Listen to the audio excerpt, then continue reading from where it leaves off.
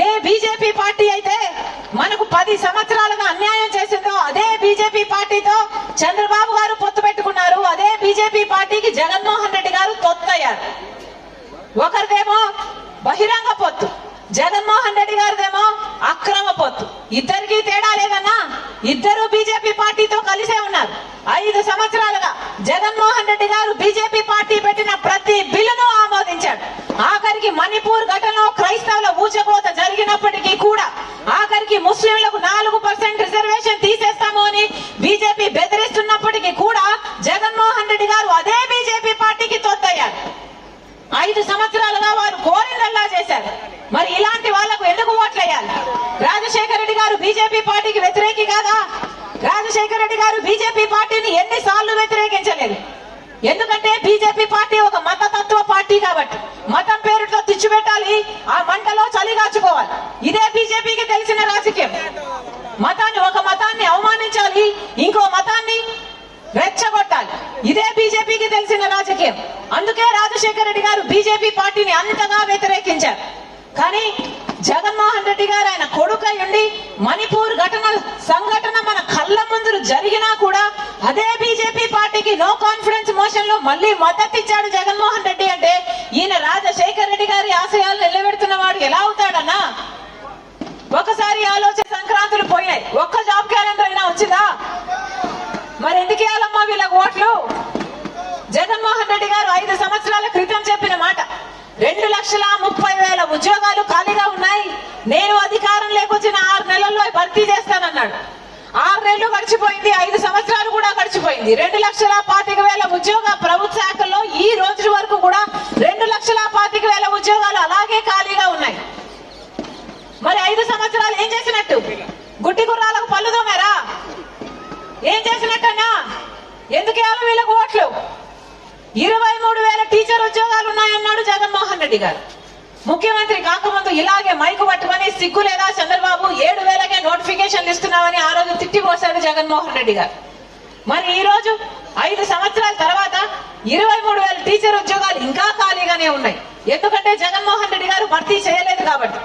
ఇప్పుడు ఎన్నికలు వచ్చాయి కాబట్టి 2 నెలల ముందు 6,000తో ఒక దగాడి వేసి ఇచ్చాడు జగన్మోహన్ రెడ్డి గారు.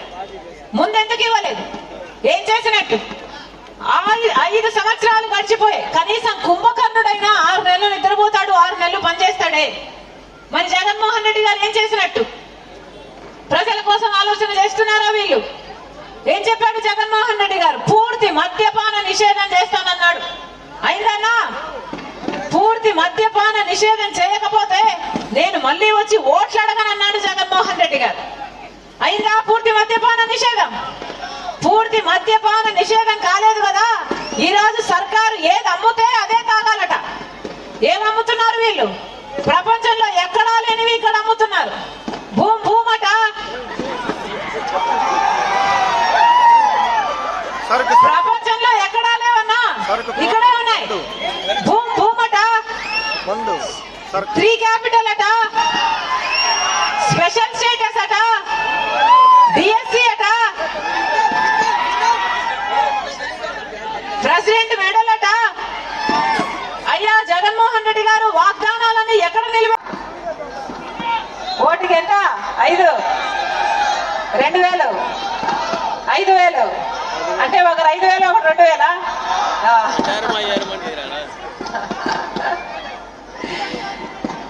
అన్నా అవినీతి డబ్బు పంచడానికి మా దగ్గర లేదు. కానీ తెలుగుదేశం అయినా వైసీపీ అయినా ఎంత ఇచ్చినా తీసుకోండి, ఎందుకంటే అది ఈ డబ్బే. ఎంత ఇచ్చినా తీసుకోండి. కానీ ఓటు వేసేటప్పుడు మాత్రం ఒక్కసారి ఎవరికి వేస్తున్నాం, ఎందుకు వేస్తున్నామని ఆలోచన చేసి ఓటు వేయండి. ఎందుకంటే ఓటు అనేది మీ జీవితాలను మార్చే ఆయుధం. 5 సంవత్సరాలకు ఒక్కసారి మాత్రమే వచ్చే ఆయుధం. మీ జీవితమే కాదు, వర్గానికి 50 నుంచి 100 కొత్త పరిశ్రమలు వస్తాయి. అంటే ఎంత అభివృద్ధి జరుగుతుంది, ఎన్ని ఉద్యోగాలు వస్తాయి. 10 సంవత్సరాలు అయింది మనకు ప్రత్యేక హోదా రాక. బీజేపీ పార్టీ ప్రజల ప్రయోజనాలను తాకట్టు పెట్టారు. ఒక్క రోజు కూడా ముఖ్యమంత్రిగా చంద్రబాబు గారు ప్రత్యేక హోదా కోసమైనా మన హక్కుల కోసమైనా కొట్లాడిన పరిస్థితి లేదు. అప్పుడు జగన్మోహన్ రెడ్డి గారు ప్రతిపక్ష నాయకుడు. ప్రత్యేక హోదా ఎందుకు రాదు, నన్ను ముఖ్యమంత్రిని చేయండి, బీజేపీ మెడలు వచ్చి ప్రత్యేక హోదా తీసుకొస్తానన్నాడు జగన్మోహన్ రెడ్డి గారు. పులిలాగా గర్జించాడు జగన్మోహన్ రెడ్డి గారు. ఏమైంది, ముఖ్యమంత్రి అయ్యాక అదే బీజేపీ కాళ్ళ ముందు పిల్లిలాగా తయారయ్యాడు జగన్మోహన్ రెడ్డి గారు. ప్రత్యేక హోదా చంద్రబాబు మూకుమ్మడి రాజీనామాలు చేద్దామని ఆ రోజు సవాలు చేశాడు జగన్మోహన్ రెడ్డి గారు. జగన్మోహన్ రెడ్డి గారు ముఖ్యమంత్రి అయితే తప్పకుండా ప్రత్యేక హోదా వస్తుంది అని నాతో పాటు కోట్ల మంది తెలుగు ప్రజలు నమ్మారు. తీరా చూస్తే జగన్మోహన్ రెడ్డి గారి ముఖ్యమంత్రి అయ్యాక 5 సంవత్సరాలు అయింది. 5 సంవత్సరాలలో ఒక్కటంటే ఒక్క నిజమైన ఉద్యమం కూడా చేయలేదు జగన్మోహన్ రెడ్డి గారు ప్రత్యేక హోదా కోసం.